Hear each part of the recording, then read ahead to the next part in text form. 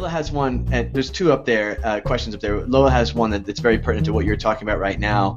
I recently have been experimenting with this game, Eve Online, and I'm not a big online gamer, but Eve is like so incredibly deep. It's actually like rehearsal for economics and group organization in the real world, more than the real world is sometimes. She wants to know that your current experience. Are you strictly analog games? How do you feel? You mentioned Minecraft, the sandbox games. What is your feeling about the analog versus the digital games? So in terms of analog games, what I like about them is the ability to take it as a system or as a tool, use it as is, modify, manipulate, adjust. You know, if you have a video game, it is generally, unless you have a good amount of coding experience or it's like this open modding sandbox thing, it is what it is. And if the designer, the people that created it, did it well enough, then it's going to work good. And if it doesn't, you can't do much with it. Additionally, there's the constraints of technology and all of that. And it's not that digital games, there's not value there. There definitely is. But there's so much more openness and flexibility and a lot of kind of good games that relate to and support curriculum. And so, you know, the challenge, especially with video games, is kids are gamers. They play games, and they have an expectation for what their play experience and game is going to be. And more often than not, you put like a video game that has educational aspirations in front of them, it oftentimes fails in terms of the authenticity or the strength of the gameplay, because many times it's created by people with a pedagogical curricular goal in mind, and the game design is often an afterthought or is not their area of strength.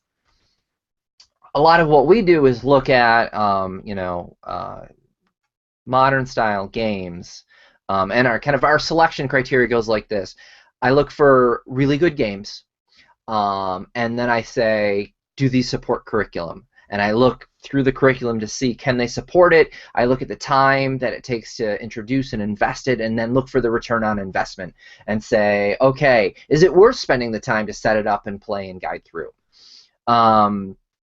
And so I have that flexibility to kind of modify and adjust, so I can take a game for 6 players and I can tweak it so that I can run it with a whole class. And I just get a bit more flexibilities, which is why I go with board games versus video games.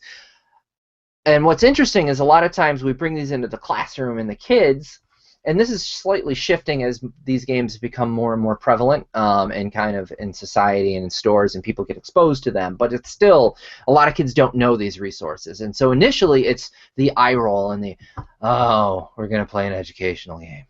It's going to be a worksheet and a spinner. But that's not, and then they start to play and they go, oh, wait a minute, this is actually good. And then they start getting invested, and they're like, and the best moment is this, when the class is done and they say, where can I get this?